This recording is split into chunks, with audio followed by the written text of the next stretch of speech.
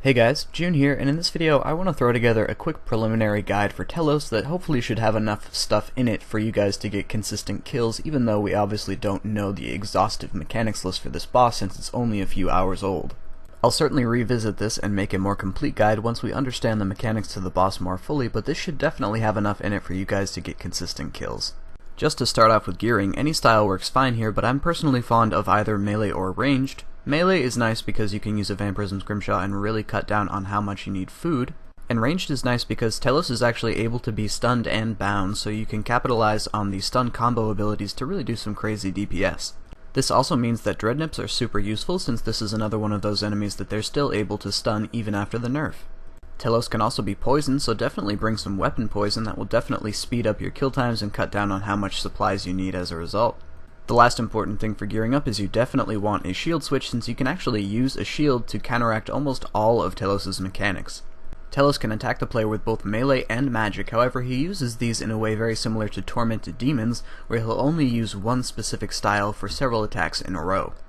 This makes it really easy to swap back and forth between the appropriate deflect prayers. The first of Telos' special attacks works a lot like the Tendril at Yakamaru, where the player will be bound and has to free themselves by dealing damage to Telos. During this time, Telos heals, and the player receives small typeless damage over time, but you can free yourself very rapidly as the base amount of damage that needs to be dealt at 0 in rage is only 3k. The indicator for the next special attack is Telos will crouch and say Gillinor give me strength, and shortly after will barge and uppercut onto the player. You pretty much can't dodge this by fleeing from it, but you can do a shield switch and resonance will block the damage completely. The last of his basic special attacks occurs when he tells the player to hold still, hits them for relatively high melee damage, and stuns them. The player needs to use freedom and run away from this, or they'll be hit for very high typeless damage. Next up, there are beams that will occur periodically on phases 1 through 3, and each has a different mechanic. On phase 1, the beam is yellow, and standing in the beam drains your prayer points, but increases your adrenaline incrementally over time. The beams, if allowed to touch Telos, will fill the adrenaline bar over his head, and when that fills, he says so much power and releases a typeless damage blast on the player that hits between 5 and 8k. On phase 2, the beam is black instead, and it both decreases the damage dealt by and received by the player. And lastly, the beam on phase 3 is red, and it increases the amount of damage dealt by and received by the player. Just in terms of strategy, starting off on phase 1, your main goal here is just to DPS and avoid the special attacks as I discussed. When a yellow beam occurs, one particularly nice strategy is to stand in it and use Onslaught, since the adrenaline building effect of the beam can really get you a powerful and long-lasting onslaught. Apart from that, nothing special occurs on this phase, and once the HP is depleted down into the phase change level, Telos will smash the floor and you'll move on to phase 2. Phase 2 is more of the same, with the same special attacks that need to be dealt with in the same ways, and the focus on DPSing. Remember that even though the effect of the black beam is negative, it's important for the player to block it from hitting Telos either by luring him away or standing in it, because allowing it to fill his adrenaline bar can cause serious damage. Apart from that, just keep on DPSing, and when Telos' HP is depleted to the next phase change level, he will move on to phase 3. On phase 3, there is a passive balancing mechanic going on with Telos at all times.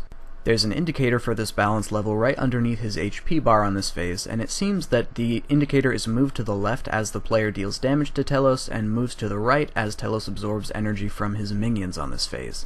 The easiest thing to do here, in my opinion, is simply to stand in the red beam and use Onslaught. You can capitalize on the boosted damage from the red beam and almost push your way entirely through the phase with that single Onslaught.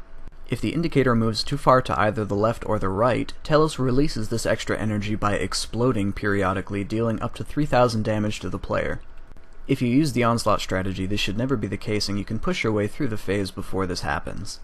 On phase 4, things get a little bit more complex. Your main goal here is still just to DPS Telos on drop, but there are these 3 fonts around the arena in different colors: a green one, a red one, and a black one. Start off by standing near the green one, and after you deplete a portion of Telos' HP, he's going to fire an orb of Anima Mundi energy at the player, which is going to deal damage over time until you clear it by standing in the font. At that point, Telos will begin charging an instant kill attack, and summon a few golems from Anima Mundi energy that all have different passive effects. The 3 effects appear to be reducing the effectiveness of armor, which applies a debuff that you can see on the debuff bar, a stun, and a reduction in overload timer or potentially a stat drain effect if you're not using overloads.